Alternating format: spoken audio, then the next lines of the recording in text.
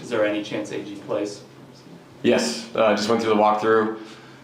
Game time decision, obviously, but he fully was part of it, the game plan, both sides of the ball. So if Aaron can play, he will play, just like Mike has throughout these playoffs. This is a different kind of situation, so obviously questionable, but it's nice having the full day yesterday, day today, and obviously the morning tomorrow. So we'll see how he feels tomorrow. Were you happily one? I have no idea. Was it surprising the way he was today, or did you expect him to sort of be in the condition he was today? He's always the same. So Aaron kind of saunters around with his West Coast style, so you wouldn't know if he was hurt or not. That's what I appreciate the most about him. Very consistent with his swagger. So no, he looked normal. His emotions were good, so hoping he plays. Coach, is it hard then when you don't know if that's going to sustain, having a backup plan? I mean, what are you going through there? Yeah, just like we did with Mike in the past, we didn't know he was going to play. Different people stepped into those positions. You talk about plays you're going to run early in the game, actions to attack people. Some other guys took his ball handling responsibilities in case we go there. We know that's where Aaron is so underrated and impactful is when he brings the ball up the court. So the other guys have to know those simple actions, but they're not simple, you've never done them. So we walked through a lot of stuff today with different people, having responsibilities, but like I said, the hope is the responsibilities will be Aaron's. That's what we're hoping. Could you tell the day made a difference? Yeah. Really? Yeah, I felt it mentally. It's been a long time coming. It was earned. We had to get to a game 7 to get a day. So that was nice. And we need it. We're playing a team, an historical team in game 7, a team 68 wins, the greatest point differential ever. All the things they've accomplished. I guess at this point they've won 75 games this year. So we need the rest to play a team this historically good. When you come tip-off time, can experience matter that you guys have been through one just last series of Game 7 and the last couple of years you've been through the trenches? Yeah, experience matters. I'd rather not play multiple Game 7s. I think that's advantage them. But yeah, like the feeling of, I said it the other night, like the feeling of what could happen the first 4 minutes of the game, 6 minutes of the game, whatever it is, we felt it. We've had big leads in Game 7s and lost games. We've hung in Game 7s and won them late. So obviously the Clippers series was its own thing. We got hot from 3 and kind of blew the game open. So we've been through all the different scenarios you could go through. I think that does help you. But again, they're the number 1 seed. Like they're the team that's done all these things this season. So we got to do what we've been doing in this series outside of the last game. We got to hang early and then rely on our chemistry and the fact that we've been around each other for a long time. That's where experience can really help you. What do you think will be the key factors for how to win this game? Don't turn the ball over, defensive rebounding, and taking the first hit. And I've said this, I'm not trying to sound smug or it's not just the first hit. It really is like 3 punches to start, man. I mean, if Caruso doesn't start tomorrow, which they could go any way they want to, when he comes in, it's a different game. If K-Song comes in, he can impact the game. So they go small. It's like a different team. And so you have to go through all those iterations the first 18 minutes of the game, look up, and if you're in it, you're in a great spot. But we know what they are. They overwhelm people. They have all season long. I mean, this team, 68's a lot, man. It's the Bulls, it's the Warriors kind of thing. So we know that if we can take that early hit, and then all the fundamental stuff I talked about, like you stay in the game, then you have a great chance. I know that you talked about this a little bit earlier, but if Aaron doesn't play, what do you do with your secondary ball handling, considering that he's been so important in this series and alleviating pressure on Jamal and Nikola? Yeah, it helps that throughout the season, CB was kind of our point guard for certain games, especially when Russ was hurt. I believe that was right for the All-Star break or around it. CB handled it really well. I trust him to do it. Peyton Watson's brought the ball up with their second unit throughout the season. A lot of the Jamal off-the-ball actions have been Peyton initiating.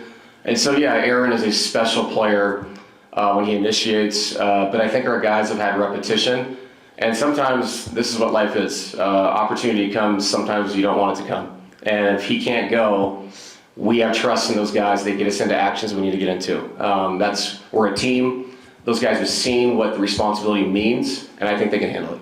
How much do you think going into a Game 7 there are still adjustments on your end, not theirs, but on your end, versus everybody knows what's going on in the series? Yeah, I think it's weird. You almost go back to early in the series because both of us are looking at the totality of the 6 games and what worked and what didn't, what you can go back to. There's a couple ways they attacked our zone that was a little bit different. And then for us offensively, it's like you're just trying to get better, even though it's the last game. There's still like these incremental steps as you go through the series of attacking the different coverages they've shown us. Obviously, with the depth of their team, they've had different lineups and that do different things well. So yeah, there's always improvement, and it sounds weird because you're right. It's just this is it. This is the end. But to win a game like this, you have to keep getting better day by day. And that's the most important thing going into the final game of the series. With Aaron, unlike Mike's, there's a little bit more of a safety risk just with playing through that type of injury.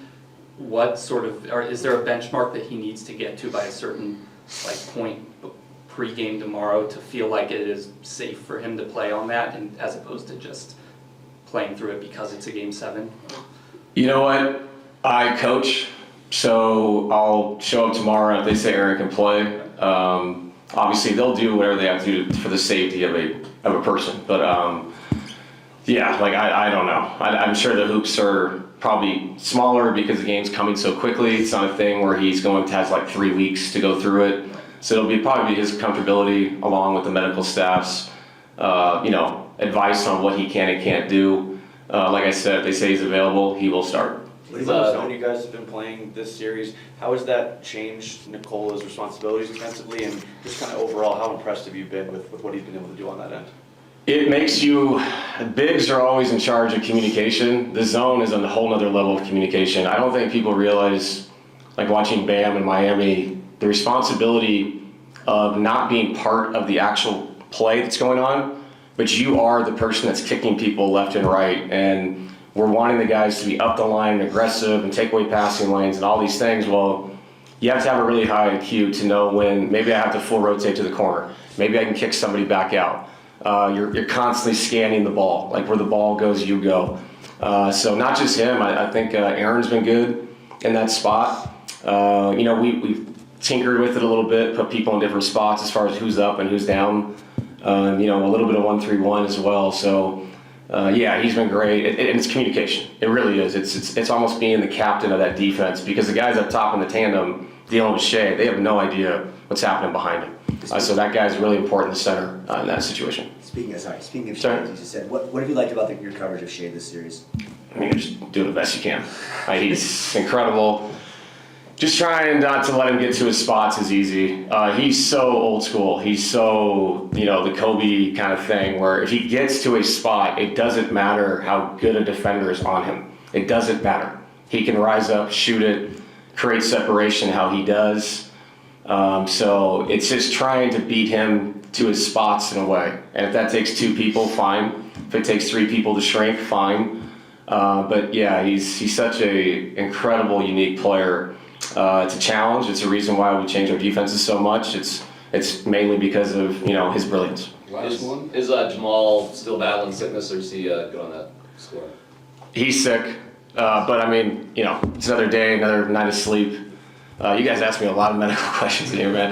No, I'm just kidding. You're right. He was really worn down after the game. I think yesterday getting the fluids, another day of just kind of hanging out, just staying at home, getting sleep. Tonight going to OKC, getting a good night's sleep. You know how it is with a sickness. You kind of just slowly, incrementally feel better. Plus, these guys will load him up, man. He'll be finally ready to go. He'll be sweating out a lot of things. So, yeah. Thank you, Coach. Yep. We'll get Peyton Watson in here right now. Thanks, guys.